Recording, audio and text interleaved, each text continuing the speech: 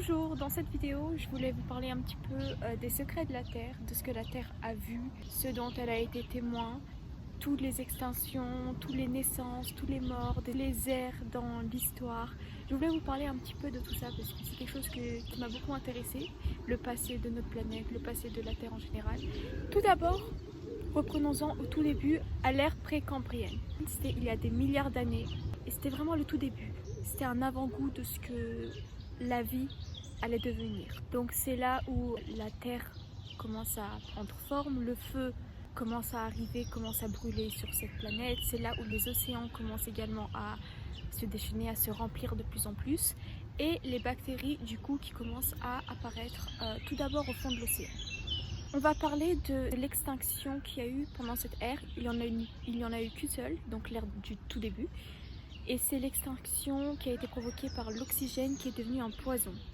Donc les bactéries, les cellules, tout ça sont mortes. Mais le temps a passé et la vie a commencé à vouloir revenir sur cette terre. Ensuite est venue l'ère paléozoïque qui a eu lieu il y a à peu près 200 millions d'années. Et là, du coup, la vie a commencé à apparaître dans l'océan, mais également dans les forêts. La vie marine, les poissons ont commencé à venir, ont commencé à évoluer. Mais il y avait aussi des plantes, des insectes qui venaient petit à petit sur la Terre. C'est aussi à cette période-là que tous les continents étaient ensemble, ce qu'on appelait la Pangée. La première extinction était l'extinction ordovicien. Ça a touché principalement les mers et les océans. La plupart de la vie qui était sur les océans avait commencé à disparaître. Mais après temps, la vie est revenue. La deuxième extinction de cette ère, ça a été l'extinction dévonien. Encore une fois, les premières victimes, ça a été l'océan. Pourquoi? Je ne sais pas, peut-être que l'océan est plus sensible aux températures, au niveau d'oxygène, etc. Donc l'océan et les espèces sous-marines ont été les premiers à être touchés, mais les espèces terrestres n'ont pas été épargnées parce qu'ils commençaient aussi petit à petit à perdre un petit peu de leur avantage. Puis après quelques temps, même schéma, après des milliers voire des millions d'années, la vie commence à réapparaître. La troisième extinction de cette ère dont je vais vous parler, c'est l'extinction permien, qui est la plus grande de l'histoire. Parce que cette extinction-là, elle n'a pas touché seulement les océans comme d'habitude entre guillemets, mais également la vie terrestre. Ça a été causé principalement par des continents qui s'étaient réunis en un seul continent, la Pangée, qui du coup a fait que les températures étaient extrêmes.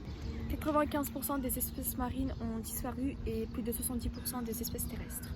Pendant cette extinction la plus grande de l'histoire, les seuls, on va dire, qui ont réussi à survivre, c'est les reptiles. Du coup, la prochaine ère, c'est une ère qui leur appartient aux reptiles, c'est l'ère mésozoïque. Il y a à peu près 250 à 60 millions d'années.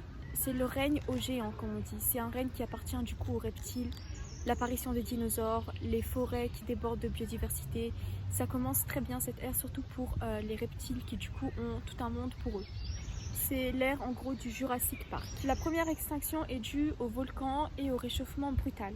Il y a du coup les dinosaures qui étaient déjà présents et des reptiles qui commençaient à apparaître qui venaient être en rivalité avec les dinosaures. Mais c'est les dinosaures du coup qui ont réussi, on va dire, à gagner cette grande guerre entre guillemets. Puis l'extinction des Crétacés arrive, ça a été provoqué par une météorite qui est venue sur Terre et du coup tous les dinosaures, les ptérosaures, tous les reptiles, on va dire entre guillemets presque tous les reptiles ont disparu. Seuls quelques petits mammifères dans l'ombre ont réussi à survivre. La prochaine ère, du coup, appartient à ces petits mammifères qui ont réussi à survivre dans ces conditions-là. C'est l'ère cénozoïque, c'est notre ère, il y a à peu près 66 millions d'années à aujourd'hui. Du coup, c'est là où les mammifères ont commencé à être dominants, le singe est apparu, l'homme est apparu, les climats se sont stabilisés, il y a eu l'apparition de la civilisation, de l'écriture. On se demande si on n'est pas à la 6e extinction de masse, si on n'est pas en train de lentement vivre cette extinction parce qu'il y a eu beaucoup de pertes de biodiversité. Les forêts se sont éloignées, se sont rétrécies à cause de la déforestation. Les pollinisateurs ont commencé à disparaître. Comme conclusion, nous sommes cependant une des rares espèces qui a la capacité, ou les seules espèces qui ont la capacité de réfléchir et de raisonner. Et donc du coup de faire quelque chose et d'agir pour éviter cette extinction de masse. C'est ce que les ONG et les associations, les scientifiques, c'est ce qu'ils ont essayé de faire. Et il y a quand même des bonnes nouvelles. C'est que la déforestation a été réduite au Brésil, et que le rhinocéros noir a été réintroduit en Afrique par exemple. Il y a aussi eu d'autres, mais ça c'est les deux principales nouvelles. Donc on a cette peur, parce que d'un côté on a ce contraste-là que la biodiversité est en train de reculer, qu'on est peut-être dans cette 6e extinction de masse, mais d'un autre côté, on essaie de faire des actions pour éviter cela, et c'est ça le point positif. Donc clairement, ça sera une question de notre réaction, parce que si cette 6e extinction arrive, ça sera à cause de nos actions, des actions de l'homme sur la nature et de nos excès et de nos oublis face aux vivants. Il est aussi important de préciser, comme je l'avais vu dans un article, que si on agit pour éviter cette extinction, il ne s'agit pas de sauver la Terre, puisque de toute façon, comme on l'a vu, la Terre, après des milliers d'années, des millions d'années, va finir par renaître.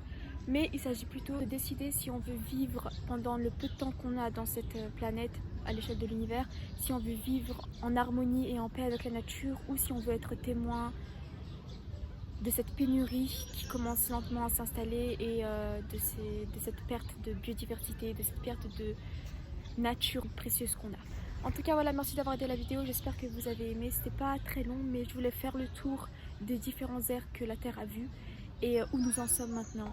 Merci de regarder, n'hésitez pas à me dire ce que vous en pensez et à bientôt.